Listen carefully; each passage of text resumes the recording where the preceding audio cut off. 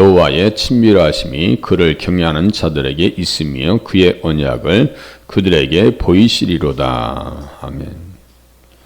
이 경외하는 것에 대한 내용들이 지금 13절, 12절부터 여호와를 경외하는 자 누구냐? 그가 택할 길을 가르치시리로다. 그의 영혼이 살고 그의 자손은 땅을 상속하리로다. 이 말씀의 계속해서 경외하는 자들에게 있는 유익에 대해서 계속 가르쳐주고 있습니다. 그러니까 성경 써있는 그대로를 보셔야 돼요. 우리의 생각을 앞세우지 말고 성경에 써있는 그대로를 믿으셔야 됩니다. 친밀이라고 하는 것은 비밀, 친교, 또 화합 이런 연합 이 관계가 되어 있어요. 그래서 여기 친밀하심이라고 할 때 이 소드라고 하는 단어를 쓰는데 이제 히브리어 사멕 15번째 자음의 시작으로 성경이 시작됩니다. 여호와의 비밀은 그의 경외하는 자들과 함께 있습니다. 하나님을 경외해야 하나님을 섬겨야 하나님과의 친교가 가능하다는 거예요. 그들과 함께하는 그의 목적인 비밀, 즉 그의 아들을 통하여 택하신 자들을 구속하시겠다는 결심과 그의 은혜로 그들을 부르시려는 그의 뜻하심을 말합니다. 하나님의 아들을 통해서 택하시고 또 은혜로 부르시고 구속하시는 것, 이거 다 비밀스러운 거죠. 세상 사람들은 그것을 깊이 헤아리지 못합니다. 또 자녀 입양과 영생을 위해서 그들을 예정하심까지도 포함됩니다. 다 은밀한 일이에요. 비밀스러운 일이에요. 비밀스러운 일입니다. 이것들은 하나님의 영이 계시하시는 하나님의 깊고 비밀한 것들입니다. 그래서 하나님의 성령께서는 하나님의 뜻을 통달하신다니까요. 영을 통해서 보여주시고 깨닫게 하시고 이끄시고 그리고 효과적인 부르심으로 그들에게 명백하게 드러나는 모든 것들이요 그의 섭리의 비밀이 그들과 함께 있습니다. 하나님의 섭리하시는 것이 사람의 눈에 다 드러나진 않지만 누구에겐 보여요? 경외하는 자들에게는 보인다는 얘기예요. 느껴지고 깨달아지고 하나님께서 나를 구원해 주셨구나. 나를 하나님의 자녀 삼아 주셨구나. 나를 구속해 주셨구나. 특별한 은혜를 주셨구나. 예. 그래서 어떠한 일들은 일어나기 전에 여호와를 경외하는 자들에게 알려주시기도 합니다. 예. 여호와를 경외하는 자들. 아브라함에게 소돔과 고모라가 멸망된 것과 같이 구약 성경에 나오는 다른 많은 사례들이 그렇습니다. 소돔과 고모라 그때도 보이죠. 여호와의 친밀하심이 비밀스러운 것이 경외하는 자들에게 있으며 보여주시고 그런데 소돔과 고모라 사람들은 알아요 몰라요? 전혀 모릅니다. 그게 하나님의 비밀이에요. 감춰져 있는 거예요. 우리는 말씀을 통해서 하나님의 뜻을 깨닫고 이해한다는 것처럼 큰 축복이 없어요. 아니 소돔과 고모라 성에 들어가서 롯이 자기 딸들과 그 약혼한 예비 신랑 사이들 얘기해줘도 뭐 어떻게 여겨요? 농담으로 여겼더래요. 우리가 지금 세상 사람들에게 얘기하면 아이 구원받으세요라면 왜 또 구원이요? 이왕 주려면 10원 주지. 농담합니다. 장난해요.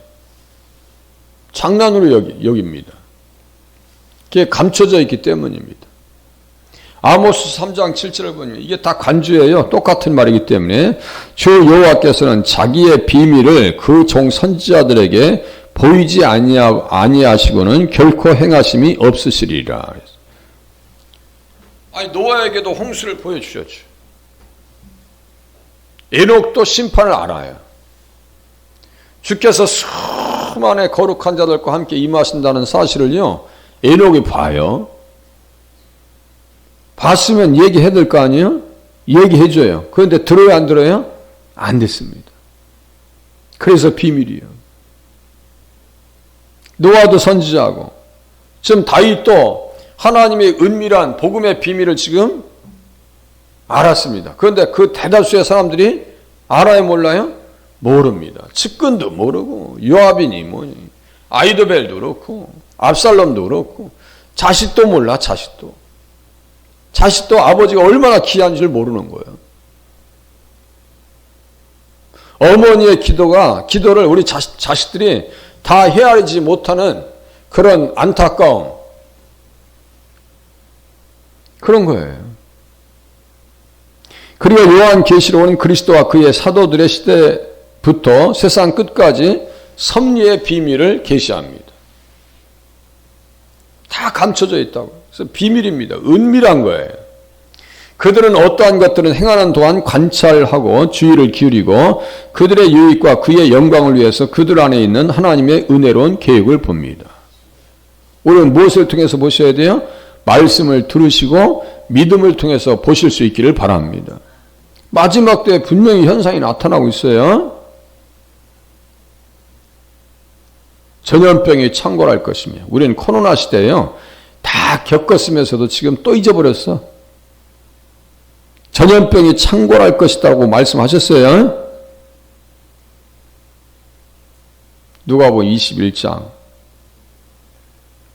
그리고 비록 그의 섭리의 길 중 일부는 발견할 수 없고 그의 발자취는 아직 알려지지 않았지만 앞으로 그의 심판은 분명해질 것이고 그의 모든 장면은 성도들에게 열려서 그들의 시야에 분명하게 나타날 것입니다. 아브라함도 소돔과 고모라에 불과 유황불이 쏟아진 것을 봅니다. 저 사람들 어떻게 저렇게 멸망할 수가 있지? 에? 그렇게 노아 홍수 시대, 홍수에 의해서 다 쓸려나가고 밖에서 비명소리 들리고 수중 생물들이, 우리 메가드론이라고 하는 영화가 있거든요. 메가드론. 그게 어디서 만든지 아십니까? 어떤 사람이 해안가 다니다가 상어 이빨을 발견해요. 상어 이빨이 되게 작거든요. 근데 막 이만한 이빨이 있는 거예요. 그래서 보니까 그게 지금은 멸종된 생물이야. 메가드론 실질적으로 있었어요. 어마어마하게 큰 상어들. 뱀도 큰 뱀이 있었을까요? 없었을까요? 있습니다. 에? 아이들 공룡 영화 보면요, 멸종된 공룡들 있죠? 그리고 막 황소 같은 것도 한 입에 그냥 삼켜버려요. 그런 동물들이 있어요. 그러면 밖에서 그 깨지고 잡혀먹고 비명 지르고 죽임을 당하는 그런 소리를 듣고 어느 정도 헤아렸을 거 아니에요? 그들 시야에 분명히 보여집니다. 앞으로 우리도 볼 거예요. 우리의 몸은 주님 앞에서 공중에 들려서 주님을 영접하지만 밑에서는 뭐예요? 난리 났네요. 난리 났어요. 난리 났어요. 통곡하고 울고 분명히 보여집니다. 그래서 그의 사랑, 값없는 은혜, 은총의 비밀은 영원부터 그의 마음속에 있었고 그의 생각 속에 숨겨져 있었는데 그것은 하늘이 땅보다 높은 것처럼 우리의 생각보다 훨씬 더 높습니다. 그러니까 우리는 어떻게 돼요? 기록된 말씀에 근거해서 하나님의 뜻을 살피는 그러한 영적인 눈치를 가지고 살아가셔야 됩니다. 이는 하늘이 땅보다 높은 같이 내 길은 너희의 길보다 높이며 내 생각은 너희 생각보다 높음이라. 그러니까 무조건 주님 앞에 말씀하시면요, 그냥 복종하셔야 돼.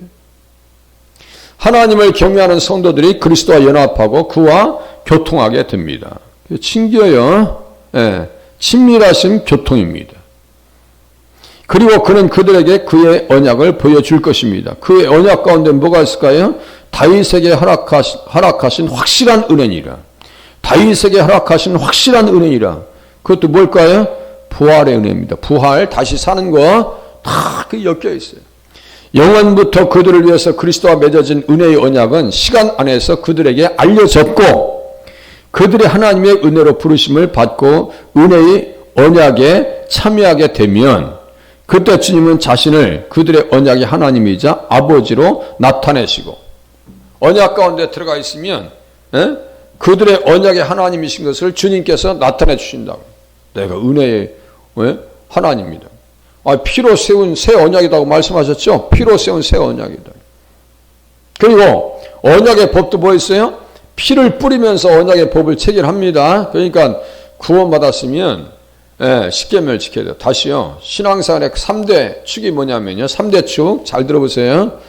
신앙 고백이에요. 우리가 늘 신앙 고백하죠. 3대 축이야. 사도신경 맨 처음에 고백합니다. 예배 끝나면 뭐예요? 주기도문 해야 안 해요? 합니다. 어떻게 기도해야 된다는 거예요? 주기도문처럼 기도하시고 어떻게 믿어야 돼요? 전능하사 천지를 창조하신 하나님 아버지를 내가 믿사오니 이렇게 믿어야 돼요. 그렇게 어떻게 살아야 돼요? 십계명 가지고 살아야 돼요. 이게 신앙의 3대 축입니다. 그러니까 초신자 교육은요. 이 세 가지예요. 그거 가르치실 수 있겠어요? 우리 박금정 원사님 하시겠어? 그거 어렵지 않아. 지금 84, 네 되신 분이 새로 오시는 분이 있어요. 지금 다음 주부터. 그 목사님이 사위시더라고. 목사님 초신자 교육을 잘 시켜주세요. 주일날 제가 틈이 없어. 틈이 없어요. 그 누가 한 분 하셔야 되는데 간사님도 바쁘시지. 한 분이 하셔야 되거든. 기도하셔. 아니, 세 가지만 하시면 돼. 세 가지만. 초신자 교육은요, 세 가지만 하시면 돼. 가장 먼저 사도신경. 태초 하나님이 천지를 전능하사 천지를 만드신 하나님 아버지를 내가 믿사오며. 천지를 만드셨어요. 그러면, 창세기 1장, 요한복음 1장, 히브리서 1장, 요한일서 1장, 그거 같이 보면서 그냥, 그 시간만 나누시면 돼. 그거 저한테 여쭤보시오. 그렇게 해서 자꾸 해나가야지. 그런데 처음 오신 분들은 그게 무슨 말인지 개념 정립이 안 돼요. 세상은 그냥 우연히 있는 것이지. 이거 뭐 진화된 거지. 그거 다 웃기는 짜장이에요. 웃기는 짜장이에요. 어떻게 저절로 생겨요? 우리 자녀들이 저절로 생겼어요? 그런 거예요. 언약의 하나님이신 것을 보이시고요. 그의 아들이 그들의 보증인이시며 중보자이시고 구세주임을 보여주십니다. 깨닫게 하신다는 얘기예요. 예수님이 우리의 언약의 하나님 또 보증인이시고 언약의 중보자시구나. 구속주가 되시는구나. 그의 언약을 그들에게 보이시리로다. 이 말씀을 이해하시기 바랍니다. 그의 영을 그들 안에 내주하심으로 언약의 은혜를 그들에게 알려주시고, 자, 성령께서 우리 안에 오셔서 가르치시고 생각나게 하시고 진리 가운데로 인도하십니다. 성령을 보내셔서 그 축복을 그들에게 인치시고 용서하시고 의롭다 하시고 입양으로서 그들에 대한 그들의 이익을 증가시킵니다. 이게 뭐예요? 입양하셨어요. 어떻게 입양하셨어요? 성령께서 우리 안에 오시면은 하나님을 아버지라 부를 수 있도록 양자의 영, 성령의 다른 별명은 뭐예요? 보혜사도 되지만 양자의 영도 됩니다. 양자의 영이에요. 그러니까 하나님을 아버지라 부르는 거예요. 하나님 아버지를 내가 믿사오며. 아버지요? 그 지극히 크고 귀한 약속을 그들에게 적용하십니다. 다 적용하시. 그래서 욥기 29장에 보니까요. 내가 원기 왕성하던 날과 같이 지내기를 원하노라. 그때 하나님이 내 장막에 기름을 발라주셨도다. 기름을 발라주셨대요. 그러니까 기름, 성령이요. 성령께서 우리 안에 오셔서 친밀함을 이루시네요. 또 우정이라고 써있어요. 옛날 성경에서는 이건 뭐라고 했었어요? 우정이라고 그랬어요. 새로운 성경에서는 기름이라고 그랬어요. 옛날 성경이 더 원문에 가까워요. 그런데 기름도 뭐 나쁜 게 아니에요. 왜냐하면 성령께서 함께 하심을 통해서 우리 안에 오셔서 교통교제하게 장을 열어놓으시기 때문입니다. 교통교제하게 장을 열어놓으셨어요. 그러면 하나님을 아버지라 부를 수 있는 것은 우리와 하나님 사이에 친밀함이 있어요, 없어요? 있는 정도가 아니에요. 있는 정도가 아니에요. 친밀하심이. 그래서 우리 고린도후서 13장 맨 끝에 보면요. 성령의 교통하심이 너희 무리 가운데 함께 있을지어다. 교통하심이 뭐예요? 그게 교제예요. 교제입니다. 그리고 또 조금 더 나갈게요. 내 눈이 항상 여호와를 바라보면 내 발을 그 그물에서 벗어나게 하실 것이미로다. 그래서 어떻게 한다는 거예요? 내 눈이